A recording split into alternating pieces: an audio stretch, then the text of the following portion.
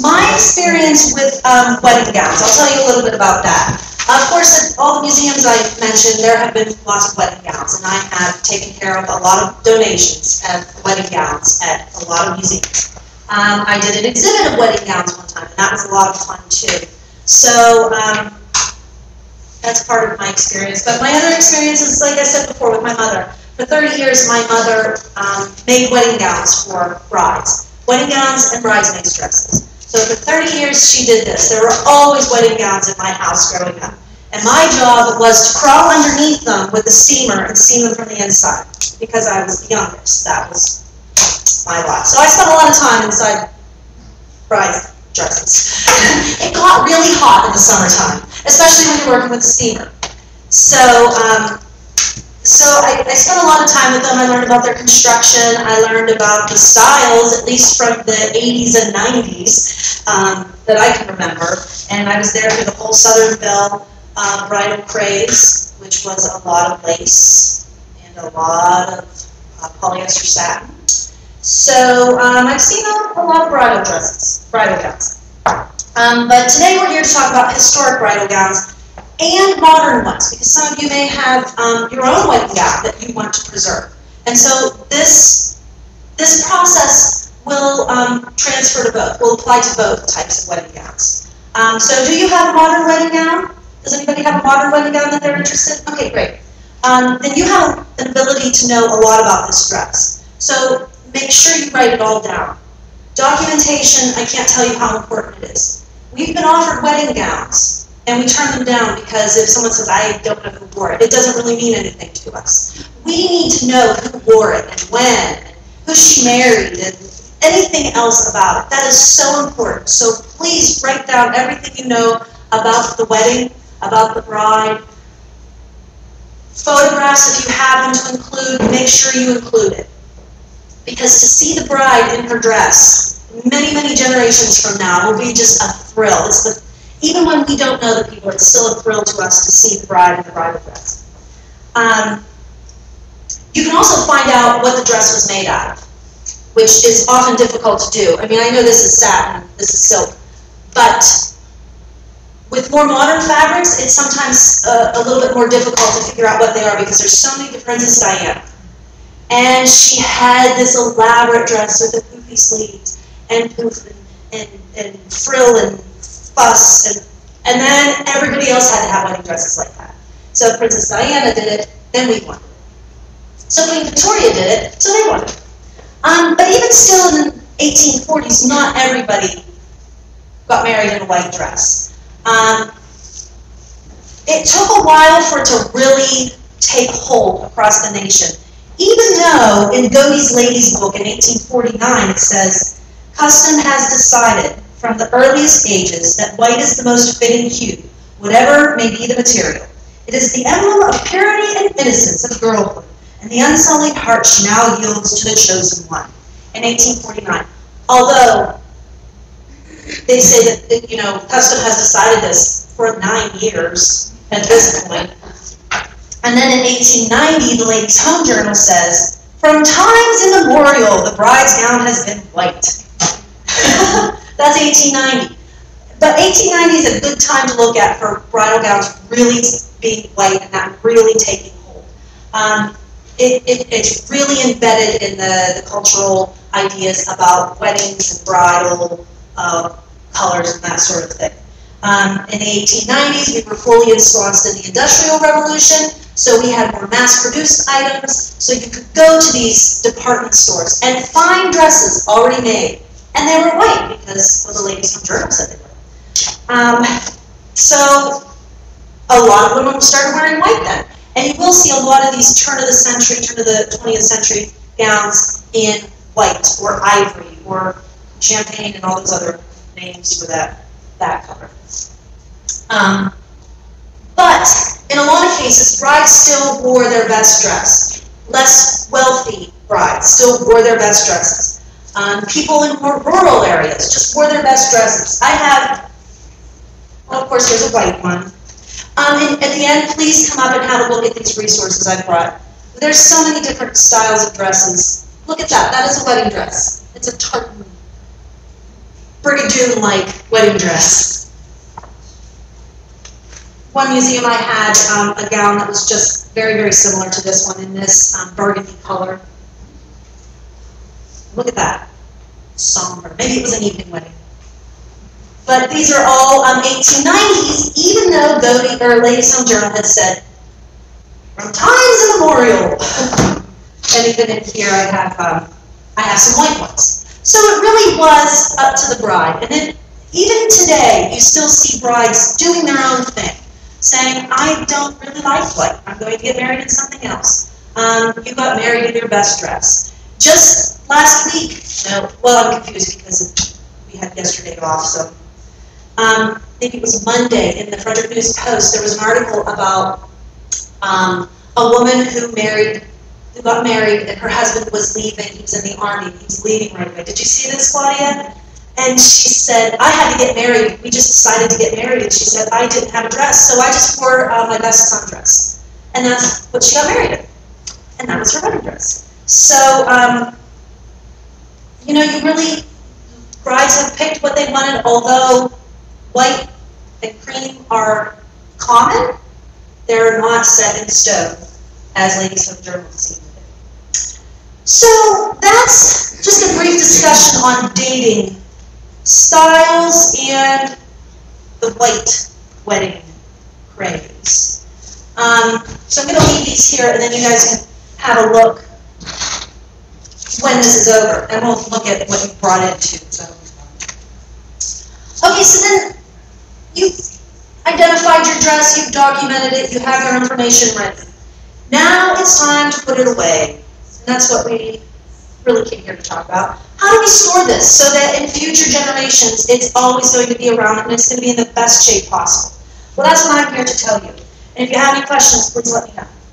And even after this, I put my contact information on your handout too. Feel free to email. I'm very happy because when you preserve things, that makes me feel good because I know that things are being preserved. Cleaning the gown. This is one of the big questions that I get.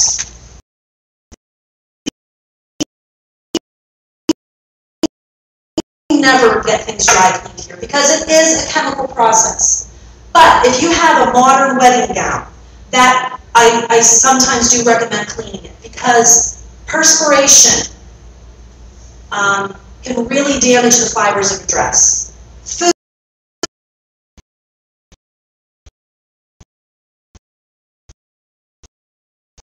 in an old one, the perspiration and those stains have done their damage, and I'm not going to do anything more to it because it's already done its work, and I'm not going to fuss with it because, like I said, dry cleaning is a chemical process. But on your handout, if you do have a modern one, I suggest Parkway Custom Dry Cleaners. I believe they have a few locations. I talked to conservators about this because, like I told you, I'm kind of new to the area. Although 7 months, it's not that good. But I haven't had anything dry cleaned yet. So I called a few of our conservators and asked them which one they recommend. So Textile Conservators have recommended this one that's on your handout. What does it usually cost? That can cost probably, if you have to have some things repaired, they add prices on. It can cost from around $400 to $750.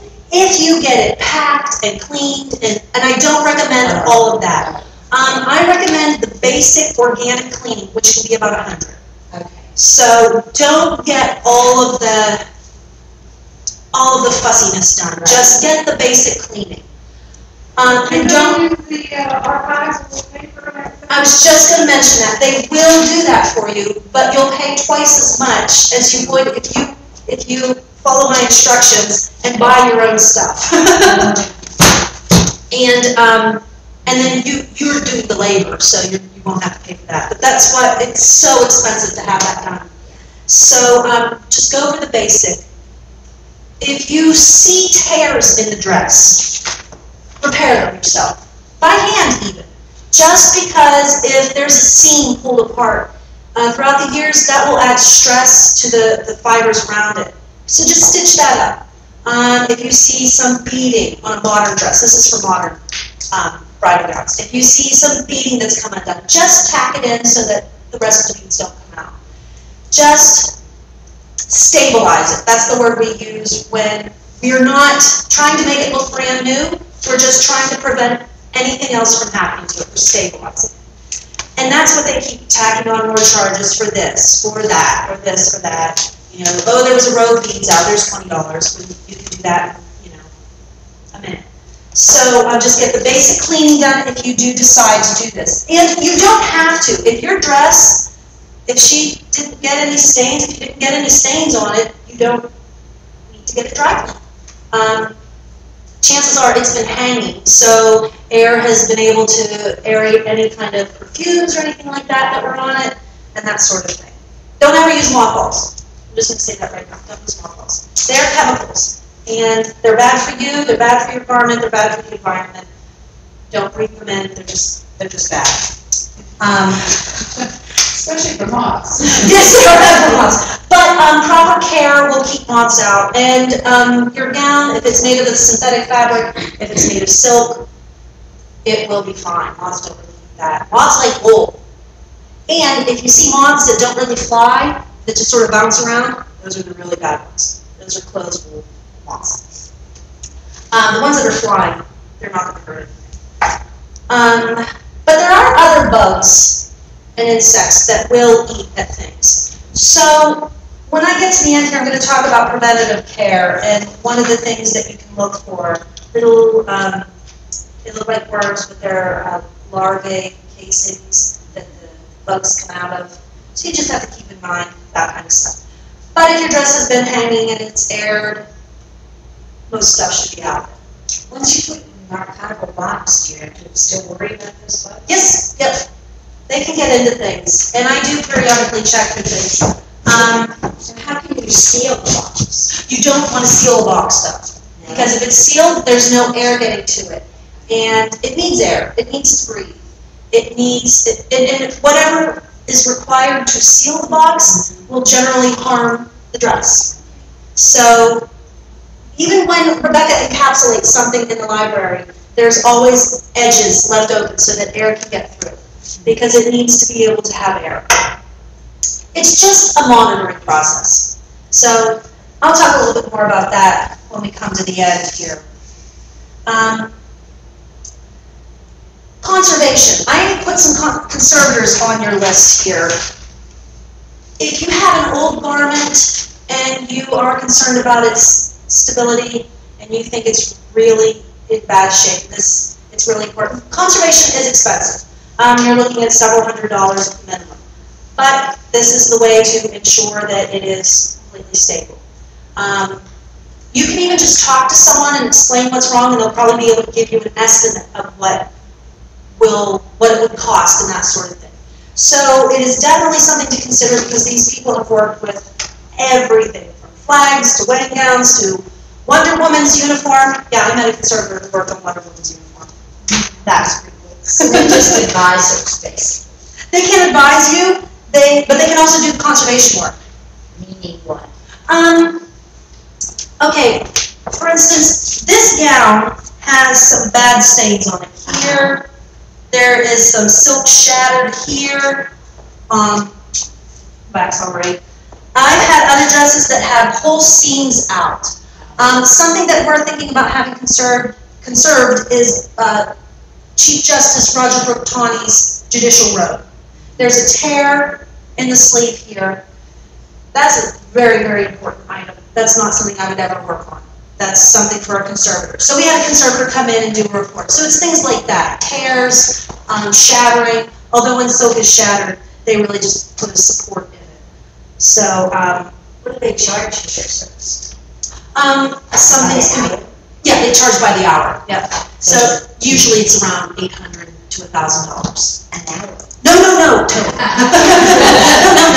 We'd all be conservators. Yeah. Is that a two-piece dress? No. The shirt separate from the rest of No, it's one piece. I'll show you that when we start packing it, which will be here shortly. I'll show you the parts of it. And what to be aware of, because that's important. You want to be aware of the different parts of your dress. But we'll get to that.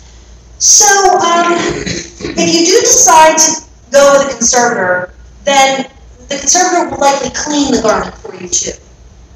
So you wouldn't need any kind of dry cleaning either. All right, fiber identification. This is important because this is going to help you determine what supplies you need. Always use unbuffered supplies, unbuffered tissue. Don't get buffered, because if you use buffered with the wrong fiber, it will harm. Unbuffered just doesn't do anything. It's just completely acid-free. Yes? Unbuffered tissue, this is unbuffered. That means it's just pH neutral. It's not coated with anything.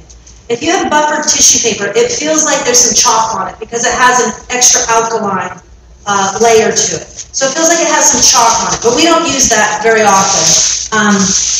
Buffered is only used with cotton and linen, and unbuffered, you have to use unbuffered with silk and wool, but just use unbuffered, because even if you have something that's cotton, it may have a wool part, and you don't ever want it to be in contact with the wool.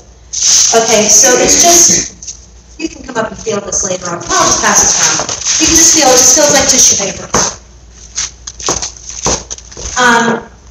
So a lot of times you'll hear somebody say, this is satin. This belt is satin. This dress is satin. And when you look at it, you can say, yeah, I can see that. It looks like satin. But satin is the weave. That's the weave pattern. That's not what the fiber actually is. The fiber in this is silk. This is a silk fiber. The belt is a silk fiber. Satin can be rayon. Satin can be all types, or a few different types of synthetic fibers too. It's, like I said, it's the weave. And then you have to think about your accessories, because often you'll have a veil, you'll have maybe a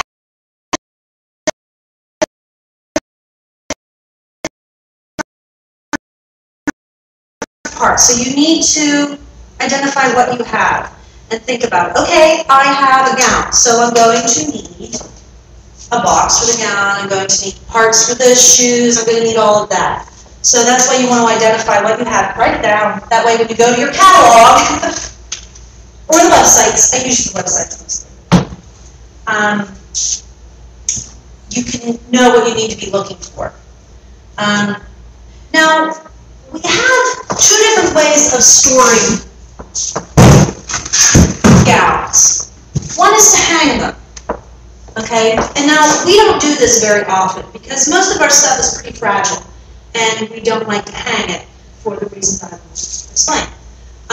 If you do hang something, you can create a padded hanger. This is just wool or cotton batting inside with unbleached muslin wrapped around and sewed so that none of it's exposed. The problem with hanging fabric dresses is that it puts all the stress on the shoulders. And so if this is our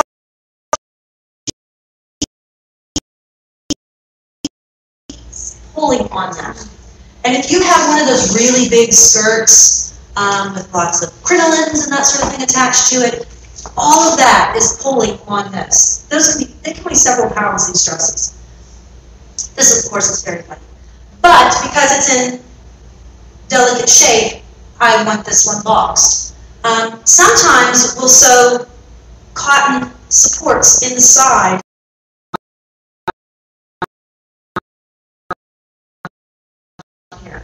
But mostly we just box these up. And that's what I recommend to you, is to box them. You never want to hang something that's cut on a bias. You know, when something's cut on a bias, it tends to grow. Anything with chiffon, you don't want to hang because it grows.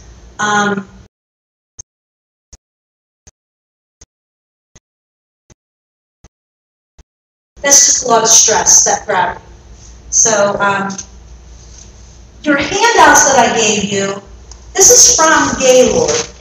And they do these wonderful handouts that you can download from their website. So if you go to them, their website, you'll see stuff for objects, stuff for photographs, things like that. But this describes, and you know, when you go home,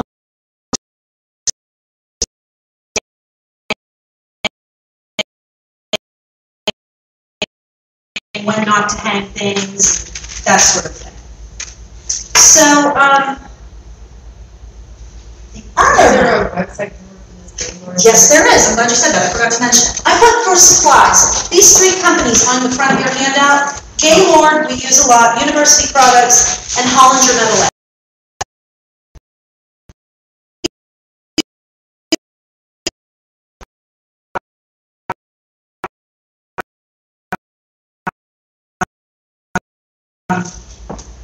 I use University Products online, that's why I don't have a catalog. Yes? Okay. Oh, Syracuse, New York. So I don't have University Products because, like I said, I use that online. And she married Elmer Staley of Pleasant Hill, Frederick County. She was married in March 1915. Dutro. Thank you. I didn't know. Oh my goodness! Did you have any idea? Oh my gosh. So you're living in her house or her parents' house?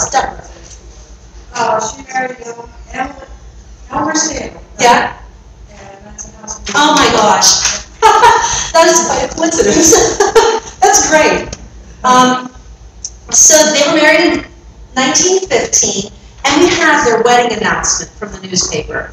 When her daughter brought it in, she brought this in for us, and I know that the bride wore a gown of white messaline, and that was a term, that was a fabric that came from France, and it's the type of weave, and it's silk, and it was very popular around 1890 into the 20th century.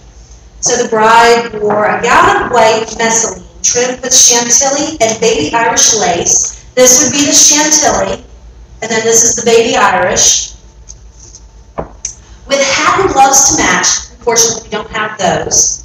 The bridesmaid wore a blue crepe de chine gown trimmed in Oriental. Isn't he a cutie? And we have this outfit also in the collection. She brought us this too. So it's just a wonderful collection. We're really fortunate. And so I had to share that with you before we went any further. And everything, I keep everything in an acid-free folder. I'm going to sit this here, and then you can come up and have a look. The papers that you have are they acid-free? Yes, we print onto acid-free paper. Yes, we do, because that's our job here, is to preserve. So, yeah. With photos. Yes, yep. Okay, now one of the things that I recommend is that you photograph the dress before you pack it. Because you're going to put that on the box afterwards. So just keep that in mind. It doesn't have to look great. It just has to be good for identification. So that if somebody pulls this box out, I'm like, what is this? They don't just throw it out. They'll see a picture on it. Oh, that's something important. All right. So you have your information in your archival enclosure. If you have photos, you can put them in Mylar photo sleeves, which you'll find in here. You have that done. So now we're getting ready to box. Not box. So I always work with a clean surface. I've already washed this table off, so this is clean. But I don't use any cleaners. Like don't use less oil or Lysol or anything like that on the table. Just water. Clean it off. Take off your watch and any jewelry. And if you're going to have pencils or anything around it, only use pencils. Don't ever have an ink pen because ink pen's permanent.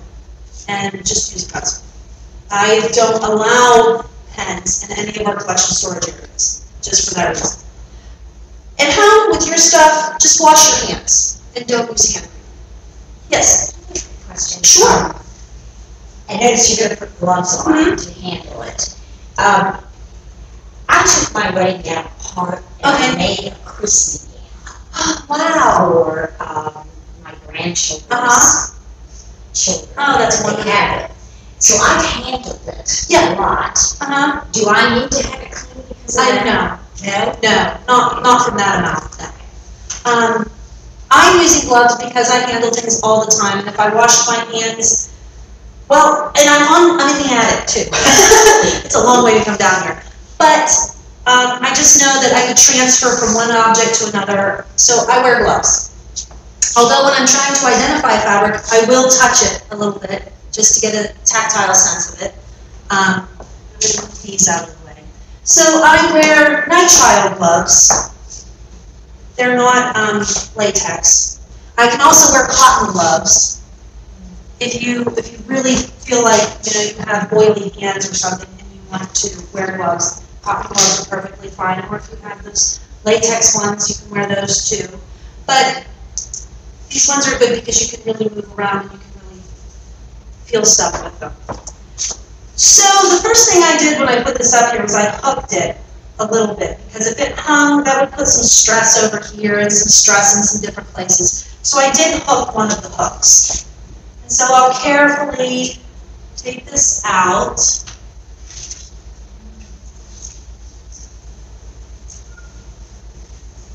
Lift it off, and then we're just going to lay it here. Because we've got to look at it and figure out what we're going to need to properly box it. Hooks and eyes always make me very nervous because the hook can easily hook into some of the lace and tear.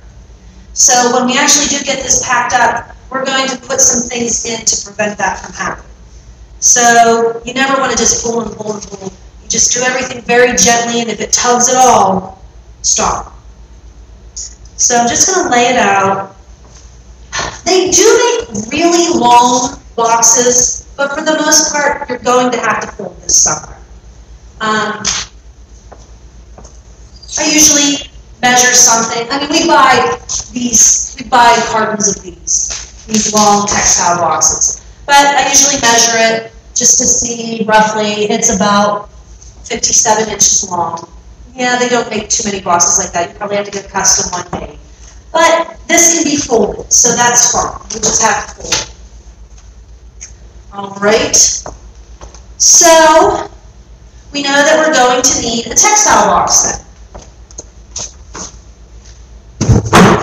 And that's this.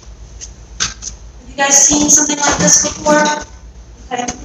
They make some that have really deep lids because some of your dresses are going to be really deep, really, really thick once you get them folded. And you can kind of measure it, and you'll know that if it has like a train and that sort of thing, you can think, oh, there's no way it's going to fit in a box this deep. Well, they have some that are twice as deep as this. So you can keep that in mind, that you will be able to find a variety of styles and for the dress. Then we have shoes, we have a belt, you might have a hat, you might have maybe her Bible she carried, or jewelry, all kinds of stuff like that. Well, then you need some other boxes.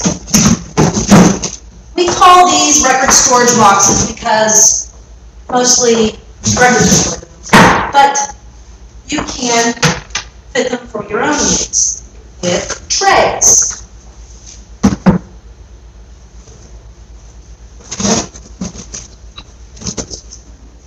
I've got a tray here. They have these handy little once they're in there. See, it's just a tray and it has 4 compartments. They have some with 16 compartments. They have some with 10 compartments. And they're all in the supply catalogs I told you about. So when you have made your inventory of what you have, jewelry, whatnot, you think about all the different compartments you want for in them. You can get some with 2 compartments, and then the shoe can go in either one, something like that. So that's for accessories, and you can stack them in here, because then everything's all in one box like this. Do you use the paper on them too? Yes, you will. And then I will do the shoes once I'm done with the dress, and so you'll see how I would do some accessories like that. So the first thing we're going to do is pack this dress. Even though this is acid-free, lignin-free, archival safe, we still don't want the dress directly in here because it has some edges. It has some edges in here that could catch on something. So we're going to put a layer of tissue in here. And in the preventative care section, I'm going to tell you that every 7 to 10 years to replace the tissue in it, because it will become acidic. If there are acids in this dress, it will migrate into the tissue paper because everything wants to balance. Everything wants to balance pH and base-wise. So I have a big sheet of tissue paper, and this is that unbuffered stuff I was telling you about. Even though I know this is silk, and I know, well, it definitely has to have buffers. But the tissue that you'll order comes in sheets. I order rolls of it because I use so much of it. So I have a big roll of it, and I tear sheets like this off. But you're going to get sheets. So just lay the, you probably put 2 in here, because I worked at a place where we used stuff sheets. And you just put 2 in here so that there's a little on either end. And then we're going to tuck it in.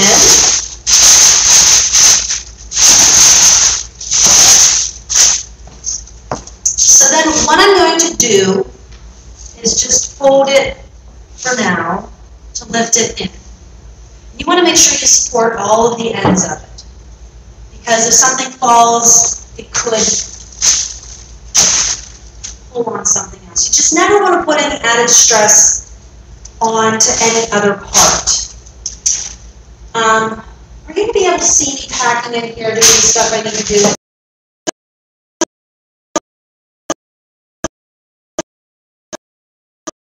Free to come and stand up here.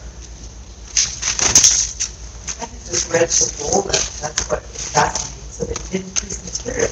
What's that? I have just read to roll them so they didn't increase the material.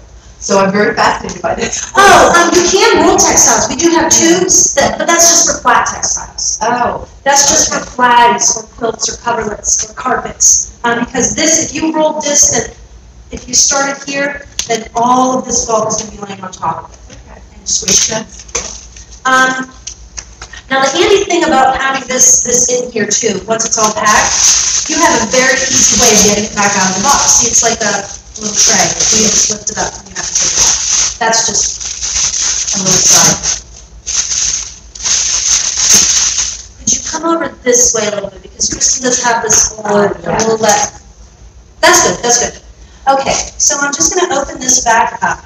We have the dress in here arranged. And I don't like all of this flat stuff here. So I'm going to add tissue to poof it up a bit. Yes, that's a technical term.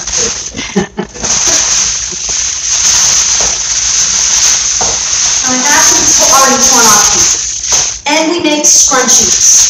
So your sheets are going to be about this big when you get them. And you just do this. Scrunch up the ends. And then give it a little twist so that it stays. You don't want to roll it because that will flatten too easily. What I'm going to do is turn this one this way then, just to give it some bulk. Padding, padding, padding.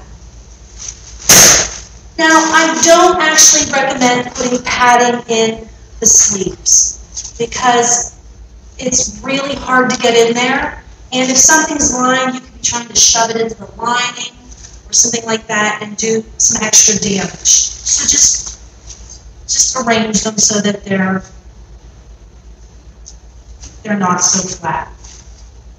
And then you had asked about this bib that was in there. You can see how it's attached, and it just came over and has little snaps. There's a lining in here. She would have worn a corset under this. And it's snapped to the lining and then hooked to the legs. So these hooks, these are hangers. Was this on hand sewn? No, there's machine sewing on it, but the details, these ruffles, and parts of the waistband are hand sewn. So she did a little bit of both. Some more of these. And let's go out the other side.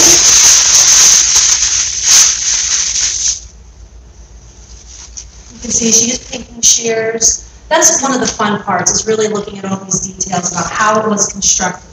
You know, the lining, it's a cotton lining, nice thin cotton lining. The skirt isn't lined, so I'm thinking she had a petticoat because this was good sheer. She wanted something like that. So then when we do that, that looks better. That looks better. I'm going to put a little something in the waist too, I think. But just look at it and see, does it look like someone's wearing it? Because that's kind of how they were made to be. So we'll put this in her tiny little waist. Squish that down a little bit, although it will on its own. Okay, so like I said, that right there. I think we're going to put a little something in her neck. I might just tear some pieces then when I use a little extra proving. You have to use your judgment and feel it out to see where you might need a little bit more. So we're just going to hold that in there, bring that across. It's that way, and you have to see what it wants to do. Okay, and then I had said about the hooks and how they make me nervous. So tear off piece about the length of the bodice, and I'm going to just cover them. Oh, here's the hooks. The hooks are on this part. I'm just going to cover them. So you don't hook the dress together? No, I don't, because if you try to unhook them sometimes, if they corrode together, Yeah. you know, if for some reason it gets damp and some corrosion happens, then you're really stuck. And you don't want to try to force anything. So I'm just going to put this tissue around it. And then I never handle anything roughly anyhow. So when I open it up and see this here, I know it's got hooks. So I'm going to put the sleeve up here. I'm going to put the other sleeve up here. But first, I don't like things touching because remember how I mentioned with old stuff we really don't dry clean it? If there is a stain here and I do this, it might transfer. So I'm just going to take this, let's see, about that big. I'm going to do this first. Move this one over. And same goes. I'm going to put this over here, just to cover it, and put that there, just so each piece is protected. Now there's more snaps. Oh, and see, something happened. Somebody probably had this snapped and pulled it apart, and that's what, they just, and when they're in the silk is so delicate. So we have this. And then I'm just going to arrange some of the folds. And you might have some dresses that have tons of folds. And you just want to lay them out and just make these scrunchies go in between them so that there's as much air as possible in them so they're not cramped. You would take this and maybe do like so to add some bulk to it. Fortunately, this skirt isn't very full. So what I'm going to do now is put this right here, this scrunchie that I made. And then I'm going to bring these.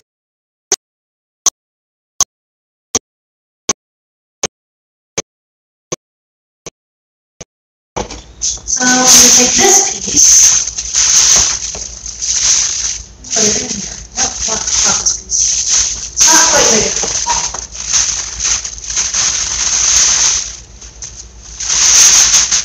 That's too big. There we go. Another one. I'm going to take this piece. You're thinking this is a lot of tissue paper. And it is, but all of this, and you can see how I'm not pushing it down, I'm not really scrunching it.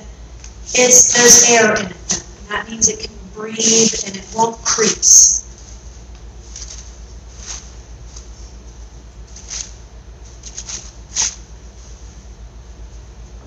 And then that's pretty good. These skirts aren't real big, so I might. Let's see, how wide does it want to be? I think I'll actually make two to fill in the skirts here. Just like that. A little twist. Pull that one over. Not that was necessary because it yeah, it would, and it would really flatten quickly. That extra twist just gives it another little bulk. A little bit of bulk.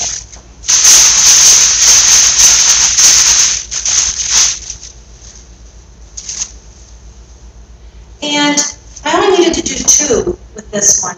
You may have a really wide skirt, and you have to fold one all the way across, and then back over again, and put another. Anywhere you have a fold, put a twist.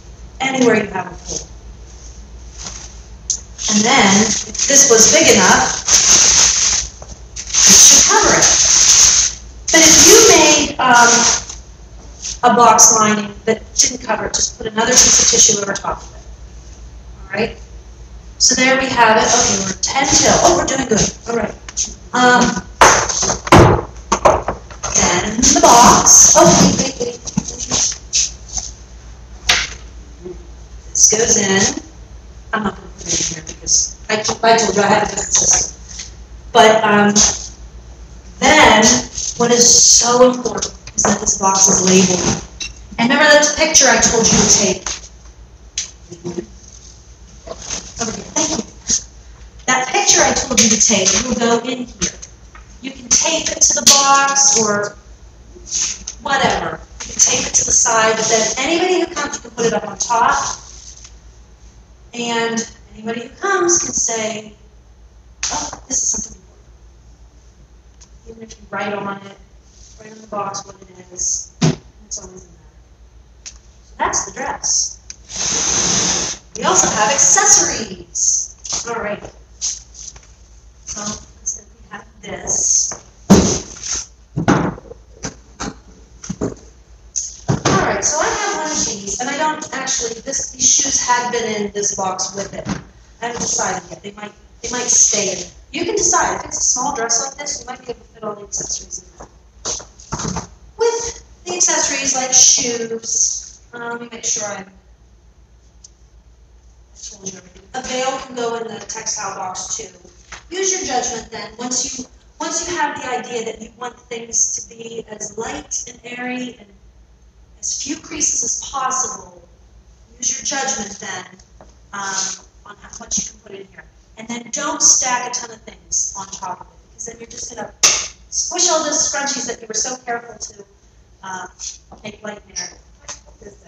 Cedar trunk. Mm-hmm. Be that in a cedar trunk? Yes, wrap it in a cotton sheet, a clean white cotton sheet.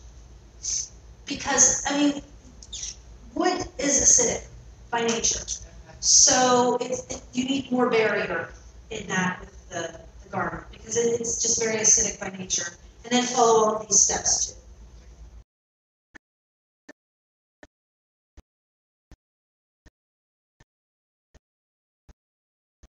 To the shoes, we have these lovely shoes. Obviously, they were stored differently. Something happened to this one. Was it stored beside a radiator that leaked? Was it stored near a coal furnace vent? And then this one was behind it and this shaded. Something happened with the way it was stored. But when you guys do this, you know better now. So, but fortunately we do have it. We do have the shoe. And you always want to store them upright. You never want them to lay somewhere where they're on their sides, because that will eventually lead to creases or flattening on this side. And, well, this one's rosette is poofy. This one's a little flat, but this one's clean. So, and these shoes were made at Lowenstein and Wertheimer in Frederick, Maryland. So we use clean cotton batting and just fill them out so that they won't collapse on themselves. You can also just use tissue to crumple up. And you can actually really crumple this. But don't force it in. You know, just make sure that it's in there and enough to hold it up. We have some cotton batting, and cotton batting is a good item to use for padding things out, like these shoes, because this will keep the sides from collapsing and the toe from collapsing. And if you have a hat, this is another good thing to use for hats, because you don't want a hat resting on its brim, and you also don't want something so padded in the crown of the hat that it's pushing up on the crown. So you want it to be very relaxed in its natural state. You want things to be as relaxed as possible, because any kind of force one way or another is going to put stress on it. So, are we still on? Oh, that's good. That's exciting. So we have our shoes done. And I actually think that this belt should be in the box with the dress. So I'm going to do that. I'm going to put it back in the box with the dress. And this doesn't have to be folded at all because this will fit perfectly.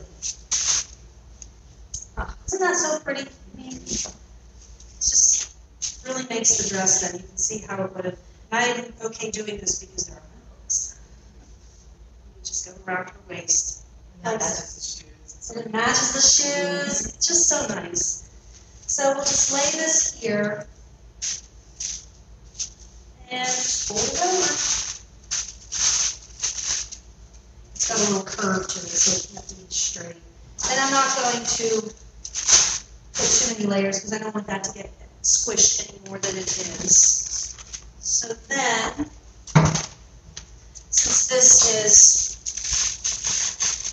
covered, we're just going to lay this right on top. And here, my fan is blowing some of the tissue. It might go diagonal too, just a little bit. It's a little bit longer. I think it is. You're right. See, and it just sits in there, and that doesn't weigh anything at all, so it's not going to add any extra weight to the dress. And then I'll let it go back on. But the shoes I'm going to put in this box. Do you tape the boxes? No, I don't. Because I get in and out of them, and I don't recommend taping them because you want to be able to get in and out of it. That's why I don't like what dry cleaners do. We had a woman bring a gown in here, and it was a gown box, and they had sealed it, and it had a plastic window. Well, it was plastic. It was not a good plastic at all. Most commercial plastics are not good plastics. And plastic had turned blue, and where the plastic was over the dress, had turned it like a weird greenish gold color because it was all kinds of PVCs and stuff like that, and off-gas, and it changed the chemical makeup of the dress because it was moving. So that's why I don't like that stuff. And then it was sealed, so it had no air. It couldn't circulate to get that bad air out of it. Don't seal it. So But I you brought, can see through it. Yeah. I read where like you have to be careful because some people are taking those boxes, they put something in it, and when people get the dress wasn't there. So that's probably why they did. oh, okay. Well, It's it very should. expensive, so people pay hundreds of dollars and then they didn't open it for years. Yeah.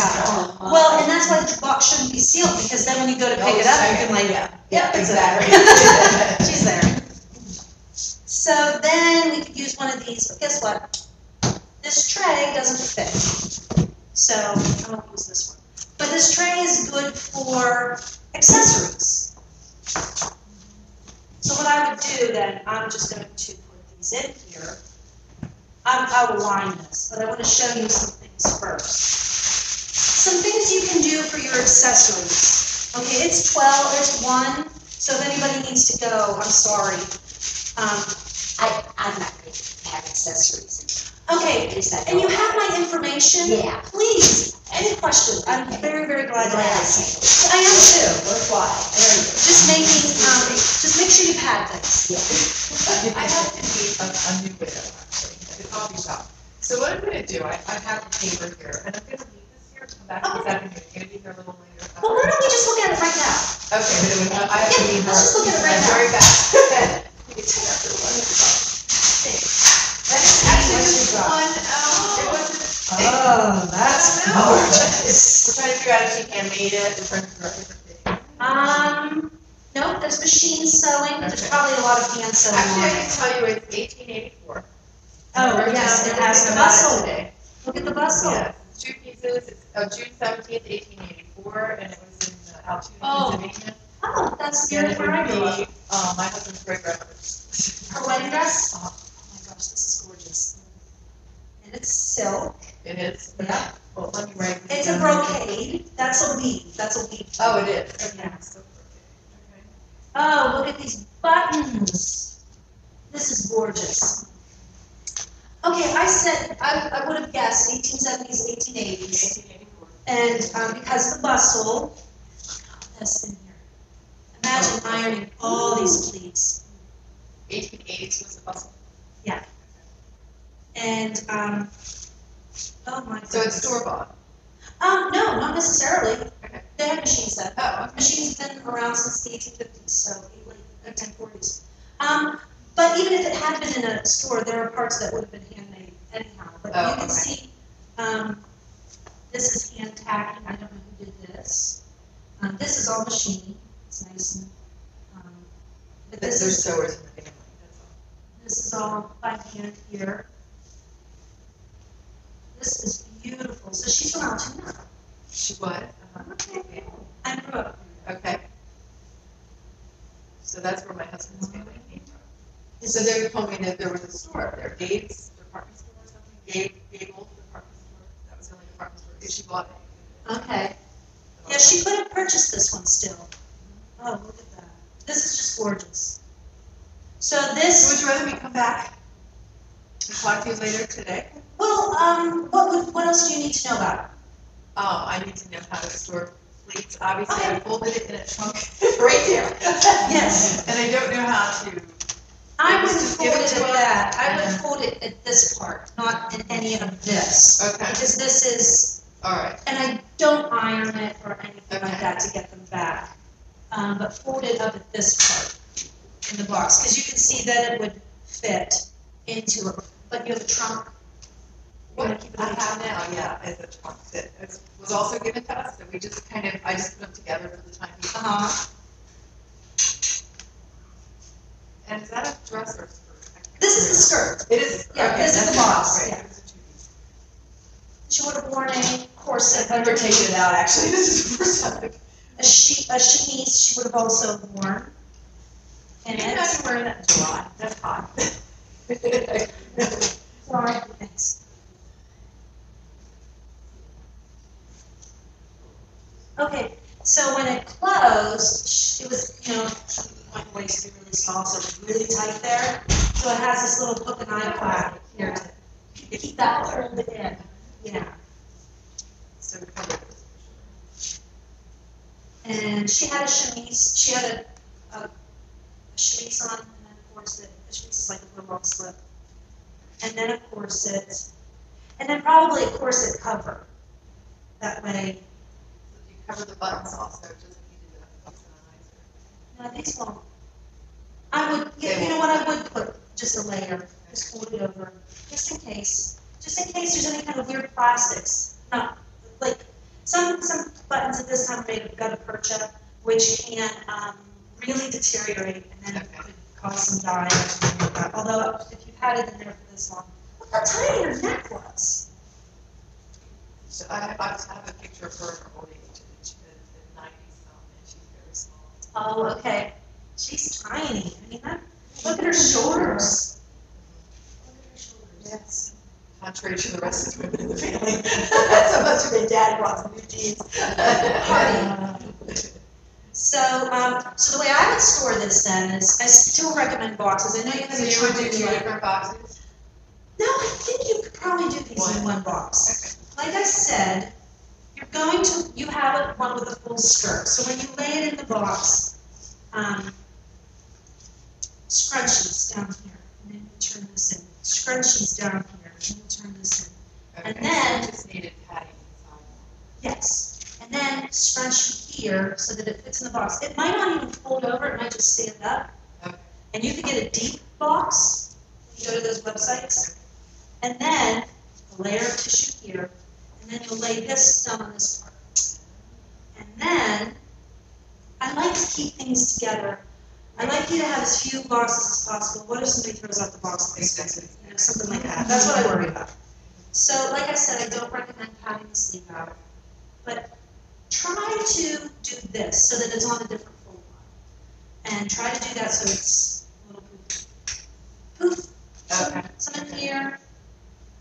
Do that fold across here so that these buttons are protected. Poof in here. A little more poof. So what depth box, like this is, I have 8-inch fingers, so I guess about 6. Yeah, they have some that are twice as big. Okay, so 8 or 10. Yeah. They're standard sizes too. Oh, And then the same thing with this, you can see that it's been on this crease, because that's the way it naturally wants to turn. And my guy had lined that, and then fold that, and then put a piece here, and then line that. And it'll have proof in here, and this will be up. And I think it'll be really happy with that. So satin ribbon, oh, that's gorgeous. This is beautiful, you've got a great treasure in your family. I know, I'm starting to give to Shippensburg because I'm like, I don't know. They do a great Now, job. what is this ribbon? And that's a silk satin. These books that I have here are from Shippensburg University. These two that I had at the beginning. They do a great job up there. I really like going up there. They don't have much in the way of a fancy facility, but they can do some great publications and things like that. So that's what I would do with I was this. just trying to Okay. If you Oh, my do, daughter does it. One of my daughters does one. it's a great place because they're really good and they display things. And you know who used it, and it's Pennsylvania, Shippensburg is Pennsylvania. Oh, that's true. And So what is this coming out of? Okay, so it's basically 3 tiers? Yeah. Or- yeah, four. Okay, so just make sure that's Uh-huh. not switched. Okay, and then something you gotta do every year is look at it. That's why you don't want it to be sealed. You wanna look at it every year. Take it out, refold it. Like I said, then next year, these might be creases. And you Okay. want to put it back this way. Just avoid your creases. And what were the buttons you said? I don't know if they're gonna purchase, but they could How do you be spell that, just in case? Guttapercha. And those These are down pearl. there. There's pearl layers on them too, and there's metal. So you do want to cover that because some of that metal can scratch this. Okay. And this is a brocade. It's lined in cotton. This is a cotton. Cotton can also have a satin weave. This one isn't quite that shiny. But that's how I would store it. And if you start doing that and you have some questions, contact me. I'm glad to help. It's beautiful. Back in here, yeah, poor bag. It wasn't in here until it came today, so. And then it's going to leave it. So, So, you yeah. get right back out. When I get home. I have a big, long legs. Yeah. Up on leg, I'm tall. Oh, that's So nice. it's just huge, but I thought it was beautiful. That's great. That's beautiful. Thank you. Absolutely. I just want to make sure I know. And like I said, every 7 to 10 years, you replace that. Yes, but not very often. They work too hard up Okay, there. well, They have we're to not keep it done. up, and Not at it. that's more than I can Not your handle. basement. Not where, if you're not comfortable, it's not possible. The basement gets damp. It gets damp. Dampness will deteriorate the My fibers. son moved out there. He said, I didn't downsize very much. He's gonna do Yes, I did. I got rid of 20 Oh, acres and Oh. 900 feet driveways and things like that. Closets, I downsized if you're good. comfortable, it's comfortable. Sure, thank you for bringing it, I love to see it. Yeah, it is, it's gorgeous. I came from Ashland, and they had things for more than 19, like we got something. If you look through this, you'll see, yes, So I'm like, well, thank you. look at that. Look at how it comes up like that. Yeah. That's good, these were good. I like that. Look at that. These right there. And that's 18. That's what's really cool. Or the bottom. Yeah. The little ones. Yes, those Yeah. accordion ones. That's thank you so much. Sure. All right. So then, with preventative care, I want you all to make sure that you take your stuff out of your box every year and refold it. Store it where you're comfortable. If you're comfortable, it'll be comfortable. Not your attic, not your basement. It'll get damp in your basement. That deteriorates the fibers. If it's too hot, that really deteriorates the fibers. So, does anyone have any questions? I'm sorry to keep you past one. Let's have a look. Well, you've got something too. You might have already know what you have. This was my great grandmother, Lakeville. Oh, Probably 1889. Okay. I might have a picture of her. that was a good year to save stuff, yeah. It's made by small holes. Yeah, that happens, very damaged, I don't know anything about what it's made out of or anything, or, and we don't have to keep it because I don't